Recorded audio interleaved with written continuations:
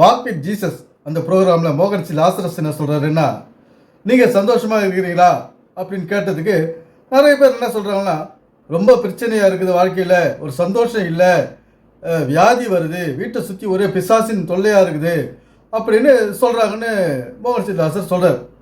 வேலை ஸ்தலத்திலே எங்களுக்கு சந்தோஷம் இல்லை, ஒரே போராட்டமாக இருக்குது, ஒரு முன்னேற்றம் இல்லை, அமைதி இல்லை அப்படின்னு சொல்கிறாங்க. அதுக்கெல்லாம் காரணம் என்னன்னு பார்த்தா, நமக்கு கண்ணுக்கு தெரியாத ஒரு எதிரி இருக்கிறான், அவன் தான் அதுக்கு காரணம் அப்படின்னு சொல்கிறாரு. அதை கேட்போம் வாங்க. உங்களுடைய வாழ்க்கை எப்படி போகுது?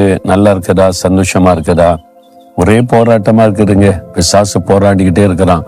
எச்சிகர் சிங்கம் மாதிரி எப்படி வீட்டையும் சுற்றி சுற்றி வர்றான். வியாதி வருது, பயம் வருது, குழப்பம் வருது, தூங்க முடியல. ஒன்று போனா ஒன்று மாற்றி பிரச்சனை, போராட்டம் வந்துக்கிட்டே இருக்குது. வீட்டில் பிரச்சனை, நீ வெளியே போனா வேலை செய்கிற இடத்துல பிரச்சனை, பிஸ்னஸில் போராட்டம், ஊழியத்தில் இன்னும் கேட்கவே தேவையில்லை. இந்த மாதிரி போராட்டமாக இருக்குதே அப்படின்னு நினைக்கிறீங்களா?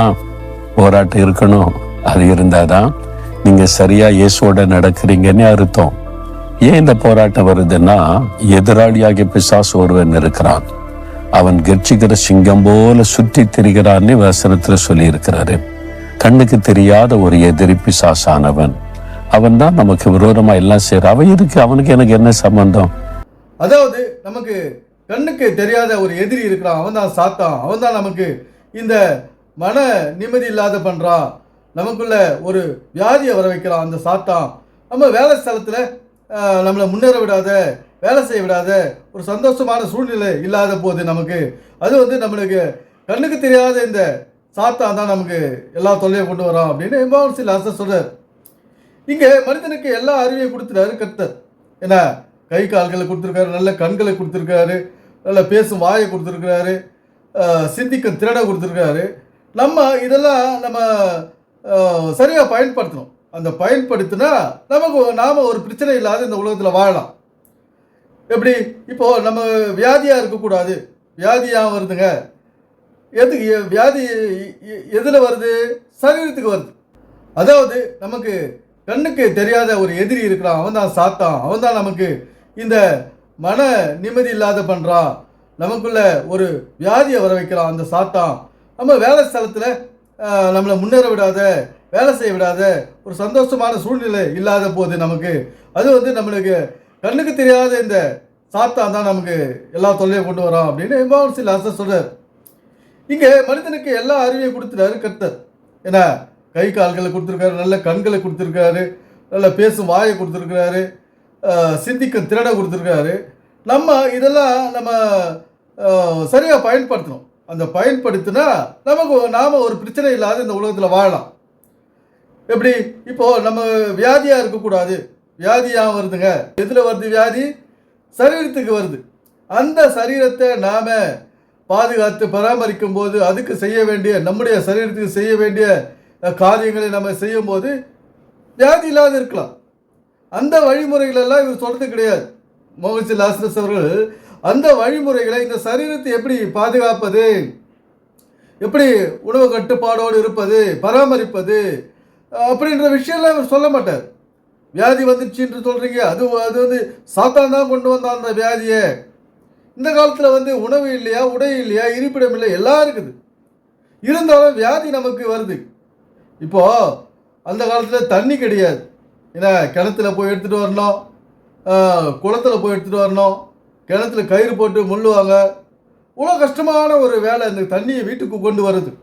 ஆனால் இன்றைக்கி பாரு, டேப்பை திறந்தால் தண்ணி அப்படியே தலை மேலே ஊற்றுது. ஷவர், வாட்டர் ஹீட்டர் போட்டுக்கிறாங்க. நீ இருந்தாலும் வியாதி வருது. ஏன்? இதெல்லாம் நம்ம சரியாக பயன்படுத்துறது கிடையாது. இந்த சரீரத்தை சரியான நேரத்துக்கு குளிக்க வைக்கிறது கிடையாது.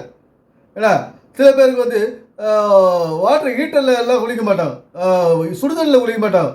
அந்த பச்சை தண்ணிலே குளிச்சுட்டு அப்புறம் இந்த வலியா, அந்த வியாதி, ஆண்டவரே எனக்கு சுகந்தாரம், ஆண்டவரே எனக்கு சளி பிடிச்சிச்சு, ஆண்டவரே எனக்கு தலைவலி வந்துடுச்சு, ஆண்டவரே எனக்கு ஜுரம் வந்துடுச்சு. ஏன்? இந்த சரீரத்துக்கு சுடு தண்ணி தேவை குளிக்கிறதுக்கு, அதை கொடுக்க மாட்டாங்க இவங்க. ஆனால் அது பச்சை தண்ணியில் குளிச்சுட்டு பல பலவீனங்களுக்கு ஆட்கொள்கிறாங்க. ஏசு கிறிஸ்து சுடுதண்ணில் குளிக்காதுன்றாரா? பாத்ரூமில் வாட்டர் ஹீட்டர் போட்டுக்காதுன்றாரா? இங்கே மனிதன் சரியாக தன்னுடைய சரீரத்தை பாதுகாக்கிறது கிடையாது. பைபிள் இந்த சரீரத்தை பாதுகாத்துக்கோ, உன்னுடைய பாடியை பராமரிச்சுக்கோ, அதை தான் சொல்லுது இந்த பைபிள். அதில் யாரும் சொல்கிறது கிடையாது. கிறிஸ்துவில் இன்னைக்கு பல பிரச்சனையில் சிக்கி வருது இந்த மோகன் சி லாசஸ் போல ஆட்களும் பால்தனவன் போன்ற ஆட்களும் தான்.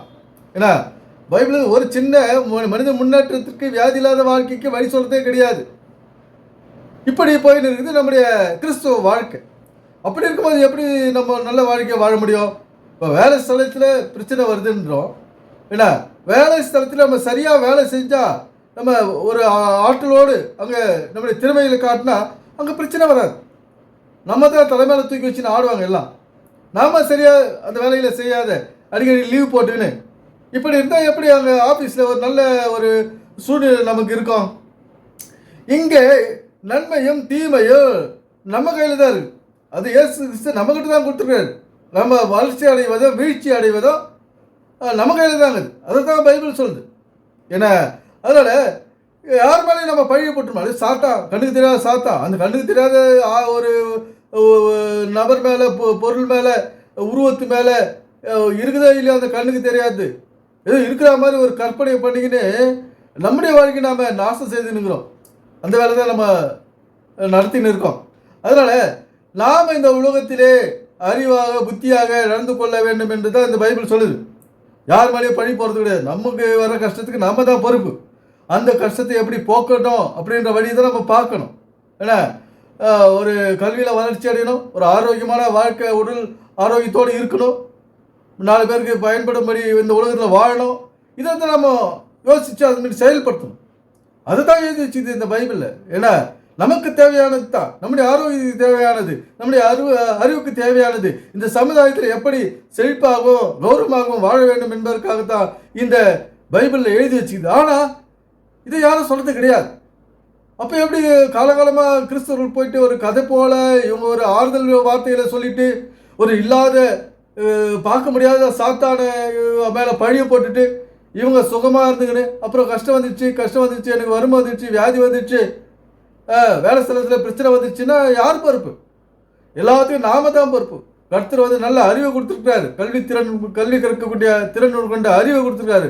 நல்ல உடல் ஆரோக்கியத்தோடு நம்ம இந்த உலகத்தில் வாழ்ந்து சீரும் சிறப்பமாக இருப்போம். எனவே சிந்திப்போம், செயல்படுவோம். நன்றி, வணக்கம் நண்பர்களே.